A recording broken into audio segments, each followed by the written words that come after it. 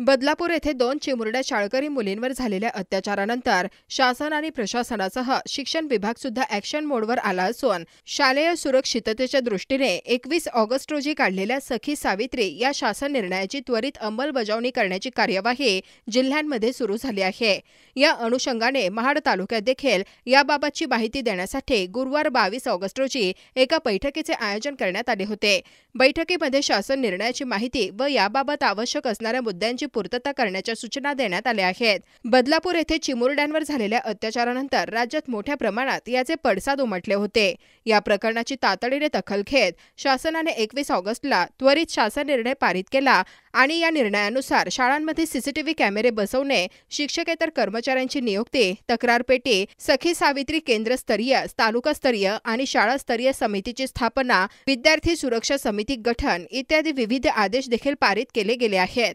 या शासन निर्णयाची माहिती देण्यासाठी तसेच तालुकास्तरीय सखी सावित्री समितीमध्ये या विषयावर सखोल चर्चा करण्यासाठी ही बैठक आयोजित करण्यात आली होती। कोणकोणत्या शाळांमध्ये सीसीटीव्ही आहेत अथवा नाहीत याबाबतची माहिती देखील घेण्यात आली।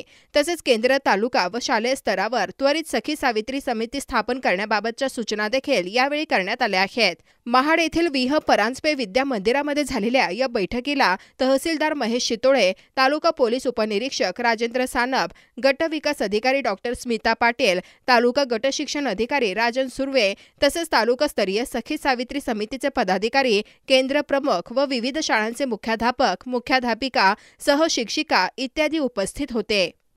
या ठिकाणी तालुकास्तरीय स्कूलचे मुख्याध्यापक आणि सहाय्यक शिक्षक यांची कार्यशाळा या ठिकाणी घेण्यात आली।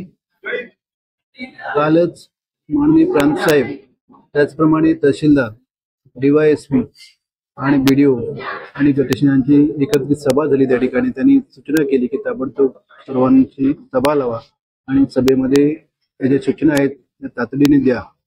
कालच एक शासन निर्णय पारित झाला। या शासन निर्णयाची माहिती सर्व शाळांपर्यंत पोहोचावी या दृष्टीने आज शासन निर्णय विद्यार्थ्यांच्या शैक्षणिक विकासाबरोबर त्यांची सुरक्षितता किती महत्त्वाची आहे हे सांगणार असल्यामुळे त्याची अंमलबजावणी शाळास्तरावर व्हावी या दृष्टीने आजची सभा खूप महत्त्वाची आहे। सर्व तालुक्यातील माध्यमिक शाळांचे मुख्याध्यापक, सहकारी शिक्षक या सभेला उपस्थित होते आणि हा संदेश माननीय तहसीलदार साहेब, पोलीस निरीक्षक, त्याचप्रमाणे गट विकास अधिकारी यांच्यामार्फत सर्व शाळांपर्यंत देण्याचा हा आम्ही प्रयत्न केलेला आहे।